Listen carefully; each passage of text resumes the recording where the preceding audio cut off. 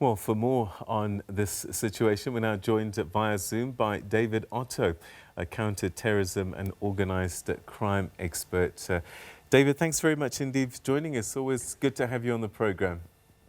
Thank you. Thank you. All right, so it is significant. The US leaving as a Bagram Air Force Base finally, and essentially leaving Afghan to its own devices, in a manner of speaking.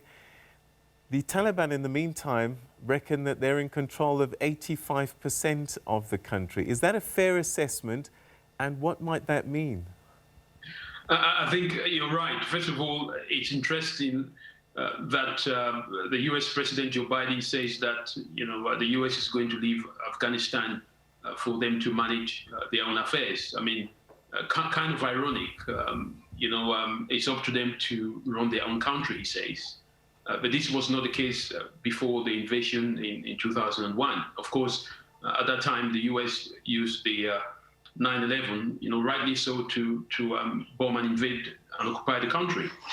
Now, this is 20 years, and the many questions that people are asking, both Afghanistan's and all the 50 nations that form the NATO coalition, including the US and the UK, victims of that long war. The questions they're asking is, was this really worth it?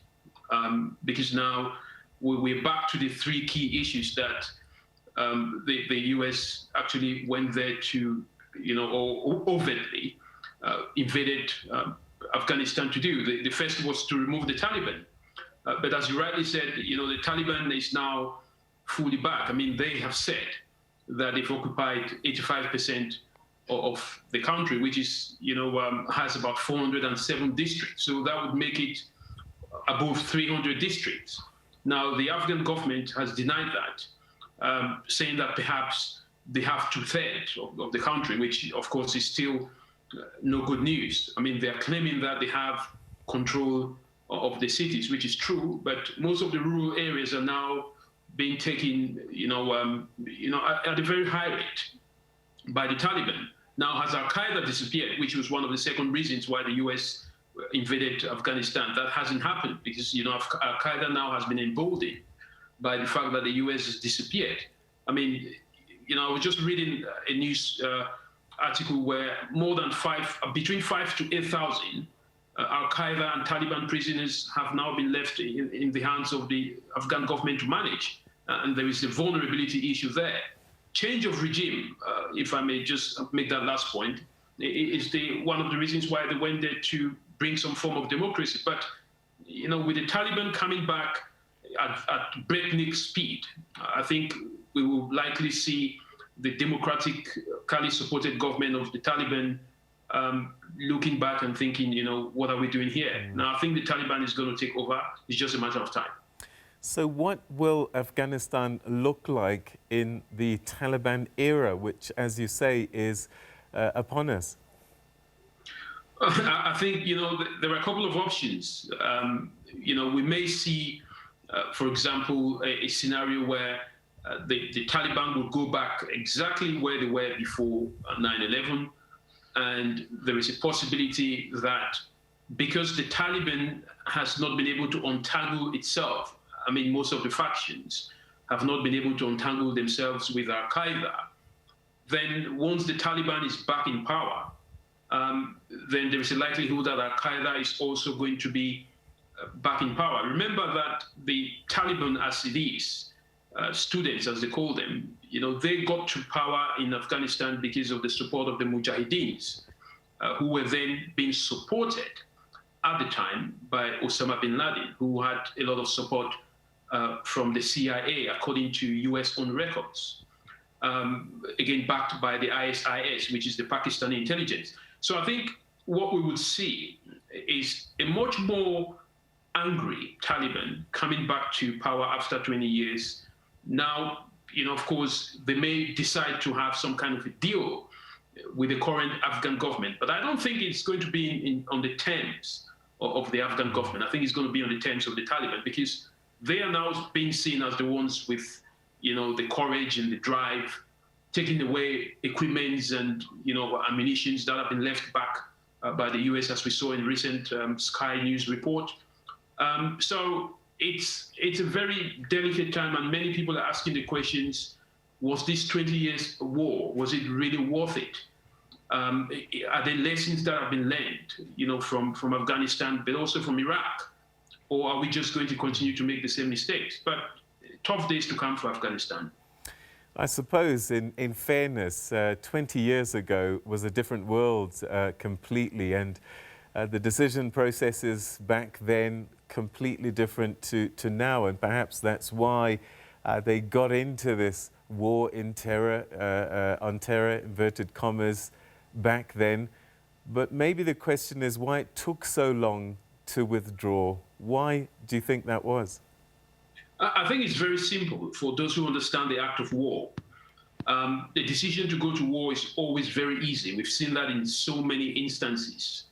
For example, look at the Orthodox Greeks, the Mongols, the British, the Soviet Union. When they invaded Afghanistan, it was very easy for them to launch attacks, just like the US. But it's one thing to bomb a country, using aerial firepower. It's one thing to invade a country, but the big question is, can you occupy it? And can you also change the regime? Can you disband the military and then still have friends and allies within that country for a very long time? So I think, what happens is that, it took so long because the calculation was that Afghanistan would subdue itself after the bombardments that were carried out. They thought the people were really in for a change of regime. They thought the people were being oppressed. Of course, there are people who argue that that was the case. But when you begin to occupy the country and you begin to govern, that's when you understand the complexities of actually what you call foreign occupation. It was going to be very difficult for the United States and all its allies to remain in Afghanistan, govern Afghanistan, and convince the people that somehow democracy is better than what they had before. So, difficulty there is, if you want to invade a country, be very careful, how you do that, because the long-term exit is always very challenging. Hence the reason why the US forces had to leave overnight. They sneaked out in the middle of the night. I mean, because they did not want any embarrassments, similar to what they had in Vienna in 1975. The Mujahideen, what role do they have in 2021? We know that the Taliban is a splinter group, offshoot of the Mujahideen. What role would they play now in this new space? I think the challenging role goes back now to the Taliban itself, because the Mujahideens and those who were linked to Al-Qaeda, they saw the United States as a common enemy, so they were fighting in most cases alongside the Taliban. Now that the Taliban is looking towards coming back to power, and I think the challenge for some of the factions, I have to say, because not all, for the main faction is, how do we deal with Al-Qaeda? How do we deal? I mean, we don't just have Al-Qaeda now. Remember, we've got the Islamic State of Iraq and the Levant, which has a huge presence in the Tora Bora Mountains of Afghanistan. Now, so the Taliban will find it very challenging, first of all, to work with Al-Qaeda, because the United States has made it very clear that anyone who is aligned with Al-Qaeda will not be able to rule that country for a day.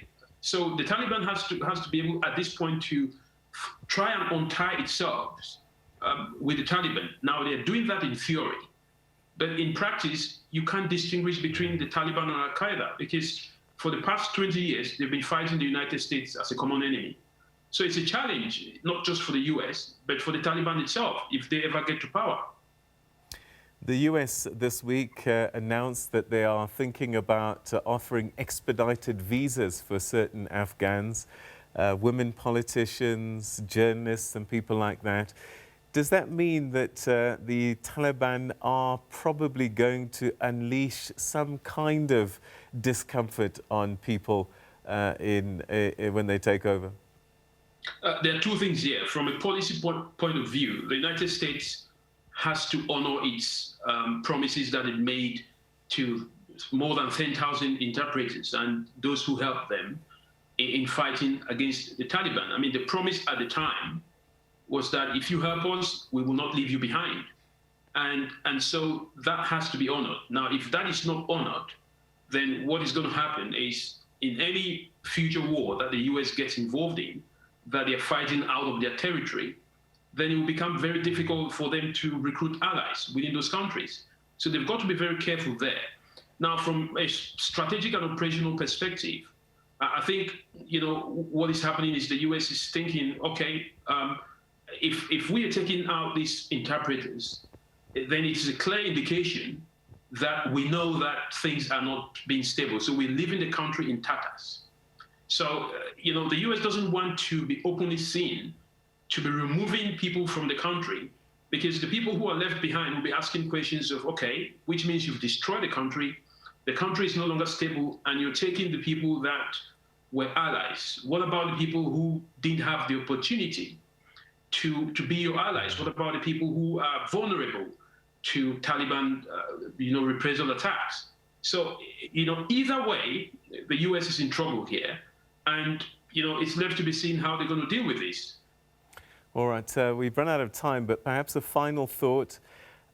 So we've speculated about what will happen inside Afghanistan, but with the Taliban running the country, what might be the consequences for its neighbors and the international community at large? We're already seeing that. People, military, civilians are escaping towards, Iran, towards the Indian-Pakistani borders. India, of course, is very concerned that if the Taliban continues to escape towards Pakistan, it might be an advantage for the Pakistani government, which, of course, it's an arch rival of India. China is also going to be thinking about what is going on. We've seen areas in the borders of Turkmenistan being captured by the Taliban. So the entire region, but mind you, not just the region, Africa as well, will suffer. For example, if all these prisoners are released by the Taliban, which I'm thinking that's where they're going to go next, to release the 5,000 to 8,000 prisoners, some of them might escape. And where are they going to end up? Looking at Middle East, Libya, Africa. So the challenge ahead is huge. And, we must pay attention and see what happens in the next couple of weeks and months. And paying attention, we will. And we're grateful that we have analyst eyes like yours watching for us as well. Thank you so much, David Otto. We'll chat again soon. Thank you.